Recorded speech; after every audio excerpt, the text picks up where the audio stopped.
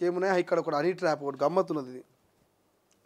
Honey ట్రాప్లో కేంద్ర మంత్రులు 48 మంది వివిధ పార్టీ నేతలు సైతం. బాంబు పేల్చిన కర్ణాటక మంత్రి కేన్ రాజన్న అసెంబ్లీ వేదికగా ప్రకటన, ఉన్నత స్థాయి దర్యాప్తు అంటూ ఆయన డిమాండ్ చేస్తున్నట్టు 10వ పేజీలో.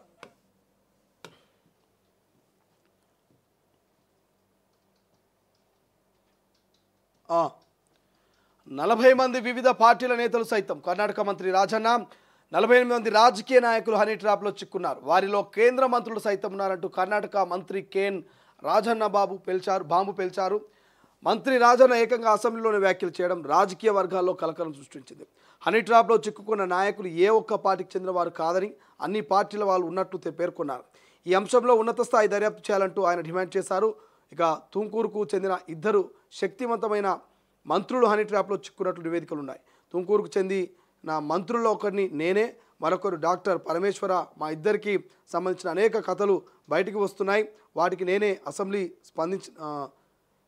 నేను అసెంబ్లీలో స్పందించనని రాజన్న పేర్కొన్నారు.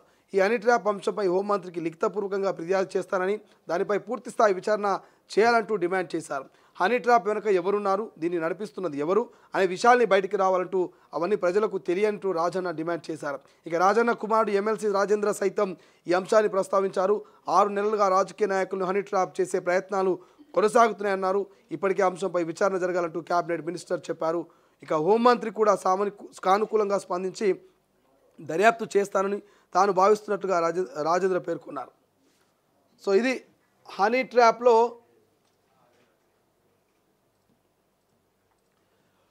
ట్రాప్లో కర్ణాటకలో ఉన్నటువంటి మంత్రులు ఎమ్మెల్యేలు ఉన్నారట. మీ అందరికీ తెలుసు, మొన్న ఈయన నకరేకాల్ ఎమ్మెల్యే మన వేముల వీరేశంకు హనీ ట్రాప్ ద్వారా వీడియో కాల్ వచ్చింది. ఆయన వీడియో కాల్ ఎవరో అని చూసే లోపలనే ఆ వీడియో రికార్డింగ్ చేసుకోవడం, అవతలన్నటువంటి వ్యక్తులు నగ్నంగా ఉండడం, ఆ వీడియో రికార్డు కాగానే దాన్ని ఆ కాంటాక్ట్ నెంబర్లు అందరికి పంపించడం, ఇదంతా కూడా బ్లాక్మెయిల్ చేసి డబ్బులు గుంజే ప్రయత్నాలు చేస్తే పొరకపోయి పోలీసులు వారం రోజులు తిరిగి వాళ్ళు మధ్యప్రదేశ్లో ఉత్తరప్రదేశ్లో ఉంటే వాళ్ళు పట్టుకొచ్చి కేసులు పెట్టి జైలు వేసారు. సో ఇక్కడ మన దగ్గర ఒక్కరిద్దరికే అయింది అట్లా. కానీ కర్ణాటకలో 48 మంది అట. ఒక పార్టీ వాళ్ళు కాదు, అన్ని పార్టీ వాళ్ళే, మంత్రులు ఎమ్మెల్యేలే. 48 మందికి హనీ ట్రాప్ జరుగుతుందట. వాళ్ళ వీడియోలు రికార్డింగ్ చేయాలి, మంచి పెన్ డ్రైవ్ల వాటిల సీడీల రూపంలో వాటిని సేవ్ చేసి పెట్టి ఆ సీడీలను ఆ పెన్ డ్రైవ్లను వాళ్ళకే పంపిస్తున్నారట. ఆ వీడియోలను వాళ్ళ కాంటాక్ట్స్లో ఉన్న వాళ్ళకి పంపిస్తున్నారట.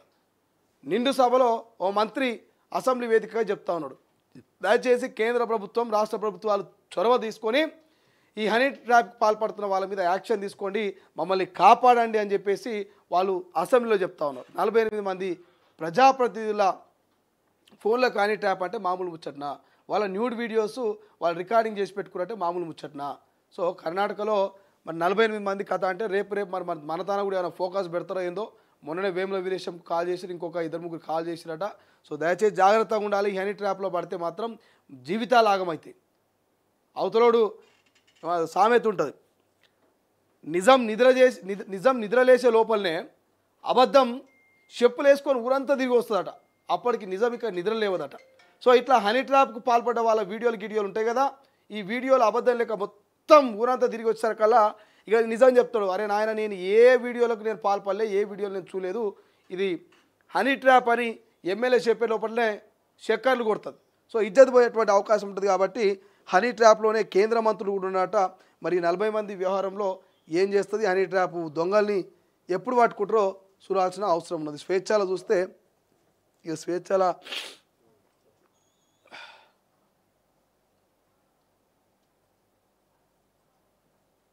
రేషన్ కార్డుల ముచ్చట ఉన్నది.